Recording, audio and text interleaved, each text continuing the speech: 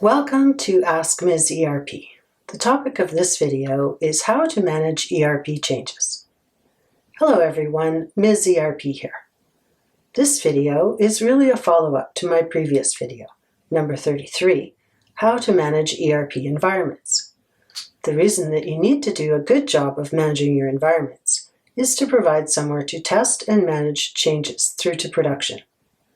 These changes happen all the time in your ERP, whether you like it or not.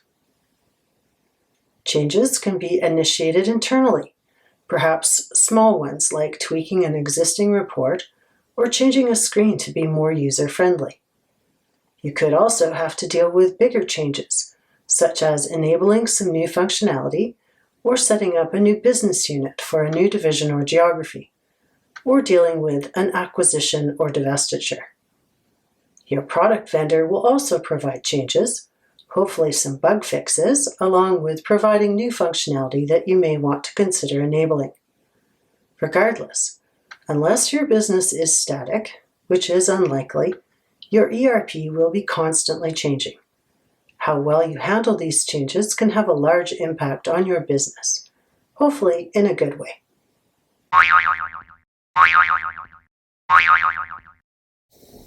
Changes of all sizes need to be applied to your production ERP environment in a controlled fashion. The standard ITIL change management process can certainly be applied to ERP changes to ensure that changes to the system are introduced and communicated in a controlled and coordinated manner. Hopefully you have such a process for all systems in your company that the ERP can just follow. Trying not to turn this into an ITIL course, I will just touch on the high-level components. You should start with an impact analysis on the proposed change, which means understanding the risk and potential value of the change. Perhaps the change should not be done at all. To figure this out, you will need to understand which stakeholders will be impacted and how. If only a few users, this will be easy. If it is a big change, like a new ERP implementation or an upgrade, then you really should come up with a project plan, even if just a light one.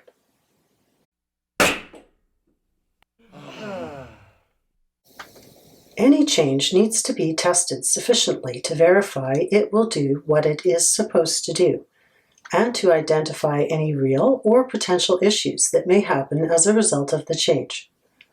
Developers may do their own unit testing, but at some point in time, the business requesting the change should also test. This is usually called user acceptance testing and should be signed off by the business as a formal approval to indicate that the business owner is aware of and agrees with the change.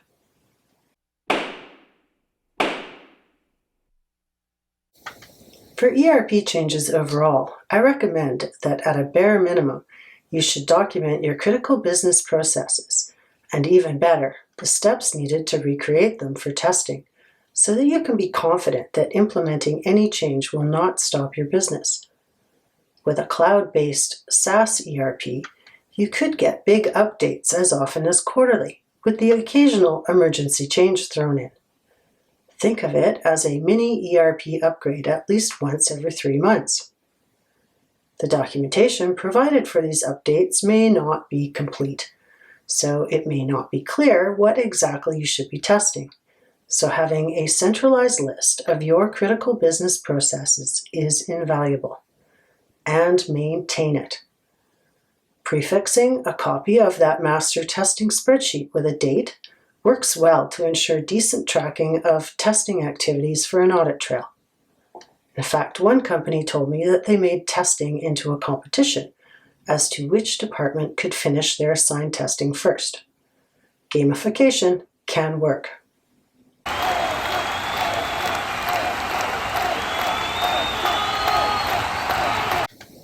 As mentioned in the previous video, if you can invest in an automated testing tool, it will save you time and money over the long run. In my experience, including an investment in such a tool can be done with a larger change, such as a new ERP implementation or upgrade, with the right business case.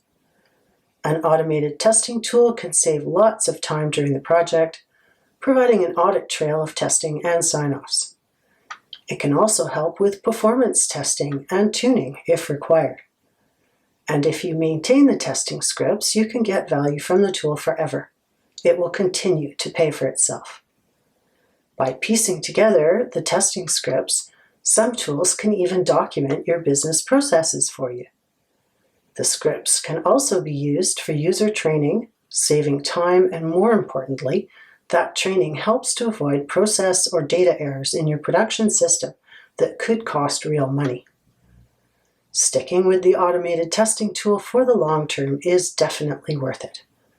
Change in your ERP is constant, either driven internally by your company or from ERP vendor product updates.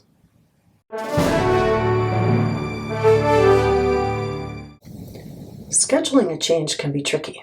If you are on-premise, you need to make sure that that change is being done at a time that will have minimal impact to your business. For example, implementing a change during or just in front of a financial close is likely not a good idea.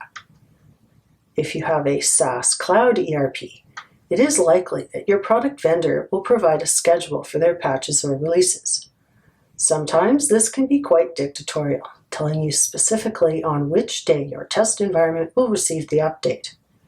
Similarly, you are also given a date for when your production environment will receive the update. In some cases, these two dates are not very far apart, and you will need to coordinate internally to do the testing in the prescribed window. Other cloud product vendors may provide you a time frame in which you need to take the update. For example, you must take 2 updates a year, each within a 6-month period. In my experience, once you get used to the dictatorial schedule, it is actually easier to deal with, rather than trying to coordinate the timing yourself. And you can imagine how complicated things can get if you have many cloud applications, all with different schedules.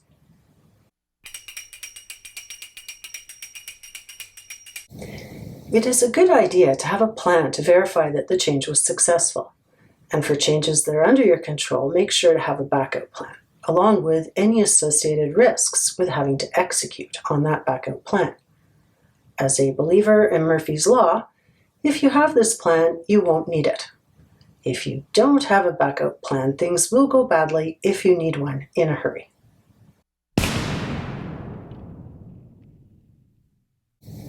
The best case scenario is that you have a tool for all of this change management activity, which can provide a formal documented process with approvals and tracking for audit trail and historical records. A change management tool can also assist in ensuring proper stakeholder communication for things like when the change will occur, whether an outage is needed or not, and to confirm that any required documentation has been updated. There may also be a need for user training, depending on the type of change. And if you have that automated testing tool I mentioned earlier, you will have what you need for training. As always, don't forget about the people side of change management, which is usually the trickiest part of any change.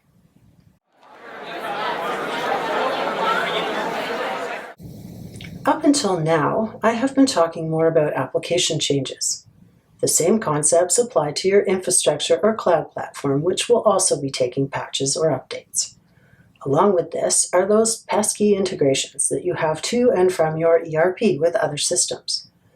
Depending on how many integrations you have, it could be considered a full-time job to manage change impact with them. Imagine a variety of cloud applications on different platforms, all with different update release schedules. Any one of these changes could impact your integrations, and of course you may make changes yourself. Coordinating testing for both the platform and any integrations can get quite complicated, and having someone in an integration manager role could be extremely valuable. This person could also be responsible for maintaining standards and documentation and managing cloud vendor services. Please see videos number 25 and 26 for more information about ERP integrations.